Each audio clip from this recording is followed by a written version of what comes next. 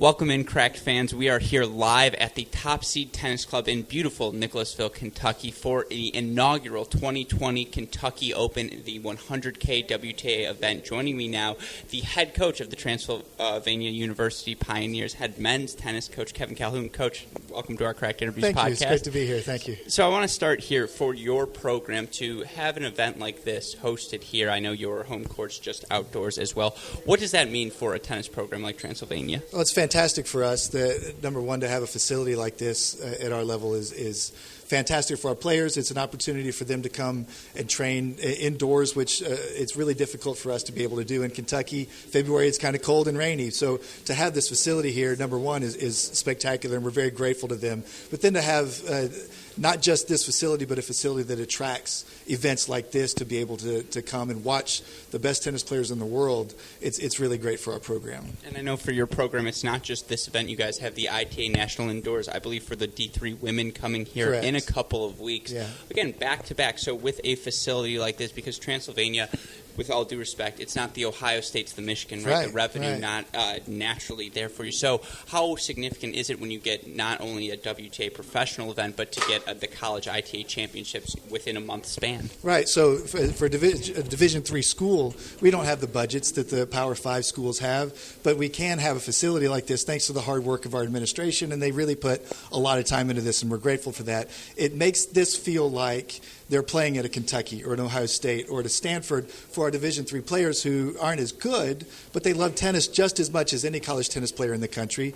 And just the fact that they're not as talented doesn't mean that we don't sweat and bleed and cry and win and lose, and we work in the weight room, and all of those things are the same no matter the level. It's just that our forehands aren't quite as good as the Ohio State forehands are. Well, I mean, I don't think many people not many are. That's true. That's true. It's not just you there. A couple of questions again for your team. Are you going to ask them both? I know you're the men's coach, but the men and the women, should we expect to see them out? How much do you want them exposed to this professional level of tennis? And then, maybe we're going to see them as ball boys as well throughout the week. Part of it is to be able to see the athletes and watch them and watch their decision making, their intensity, the physicality of it. But also, we're partners with Top Seed Tennis Club, and so it's really important for us to come out and support them in whatever way that we can to do things together. When we host events like this, they need help. We're going to be here to provide it for them all week. Oh, I look forward to seeing. Hopefully, Coach, we get the chance to see you out there. Oh, I'll be there. I'll be out there. Yeah, that's going to be a highlight. Absolutely. I'm sure we'll get that one on video for you, Cracked fans,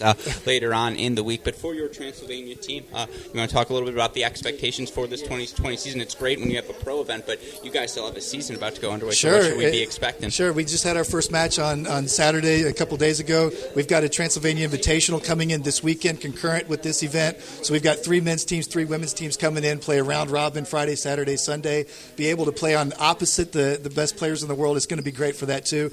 We've got a great group of young people. They're spectacular student athletes in every way. That's the Division III model.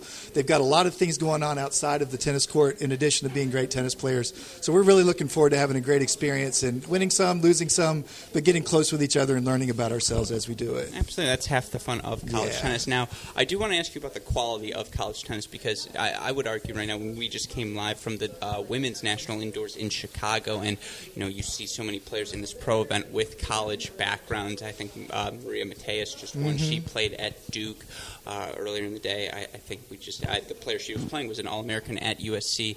And I know there are players who play D3 who have recently had success on the pro tour as well. I believe in Cleveland this week there's a D3 player playing a main draw for the first time since 2006, something in that range. So do you feel that in Division III as well, that the level of college tennis continues to improve and increase as the decades progress?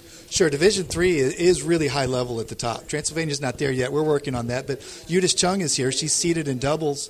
That's a Division III national champion at Wesleyan. So it's definitely the Division III level is growing and growing. The coaches that the Division III has are really high level, and some of them are coming from Division I schools as assistants to go to Division III schools. They're bringing the mindset, the attitude, the training techniques, and the Division III level is really, really rising quickly. I would absolutely agree with that. I think it's just a fun time, and you mentioned mentioned it in your answer. These people love tennis. These athletes love it just as much as anyone else. So to anyone out there who hasn't attended a Transylvania match or just a D3 tennis match in general, what would be your pitch to them to wrap this interview up? This is what we do. We do it because we love it, but it's not the only thing that we want to do in college. There's so many things in college we can learn about ourselves by doing, and tennis is one of them. But again, it means no less to us when we lose a match on the road than it does to a Kentucky or a Louisville or an Ohio State.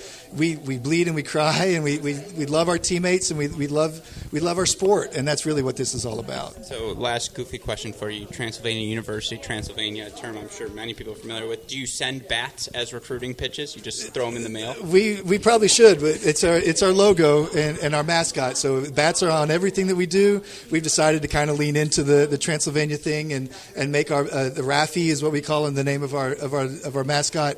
And yeah, we've really made the Raffy the bat a big part of what we do marketing wise. I'm glad to hear it. And seriously, these facilities, these courts, beautiful. I know that the Division III women's indoor event going to be here. That's going to be spectacular. And this place is certainly going to be ready for it. So Coach Calhoun, thank you so much. Good luck to your team as you compete throughout the 2020 season. Thank you.